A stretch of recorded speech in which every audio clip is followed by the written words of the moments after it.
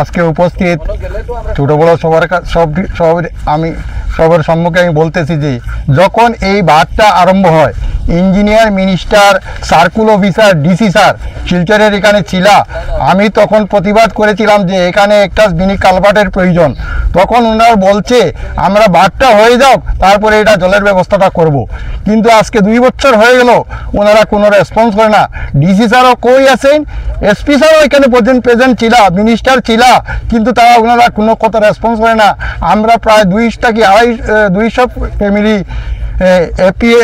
APL BPL কার্ডের মানুষ এখানে রোজ আনছে, রোজ খাচ্ছে, জলের ডুবে নিচে আছে, কিন্তু কোনো অফিসার আজ পর্যন্ত রেসপন্স করে নাই।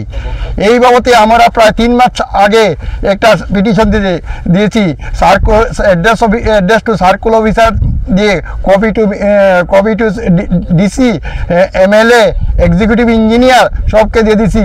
ওনারা বলেছিল যে আমরা 3 দিনের ভিতরে এই কাজটা করে দিব, কিন্তু 3 দিন হয়েছে, আজকে 3 মাস হয়ে গেল, ওনারা কোনো রেসপন্স করে না। এই জন্য আমরা খুব দুঃখ ভোগ করতেছি।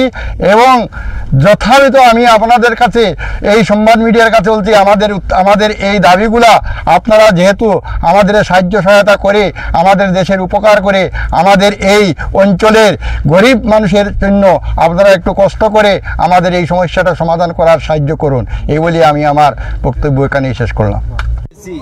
আমরা ব্যবসা খারাপ যায়, তখন মাছ কালকে আমি ব্যস্ত পারছি না, গরম নিয়ে রাখছি।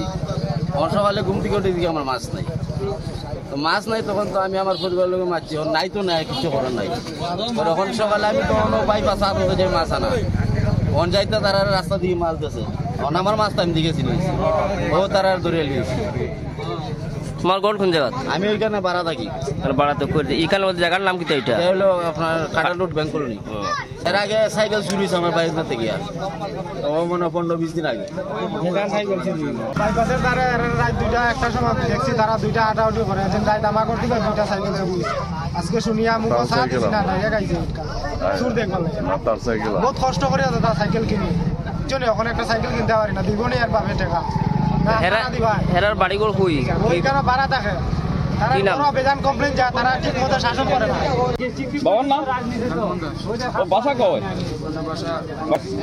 না বাসা কয়?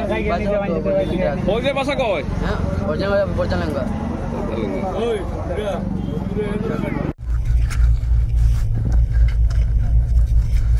ডিপার্টমেন্টের নেগোসিয়েশন করে কৃত্রিম বন্যার সৃষ্টি করিয়া অনেক গরিব জনেরা দণ্ডে বাঁচাই করে মারতেছে। বারবার অনুরোধ করলে তারা কোনো কথাবার্তা শোনে না। ইঞ্জিনিয়ার স্যার তো বললেই বলবেন এই হয়ে গেছে, কিন্তু তিনি বাসাতে বসে বসেই সব করে দিয়েছেন।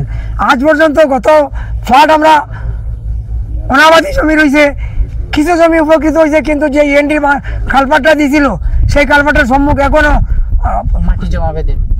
সুরা হয় নাই।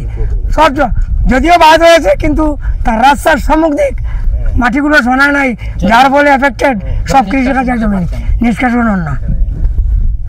কাজে আমরা বারবার অনুনয় করার পরে যখন আমরা কোনো কাজ হইব না, তখন আমরা গণতান্ত্রিক পদ্ধতি অবলম্বন করতে বাধ্য হইব।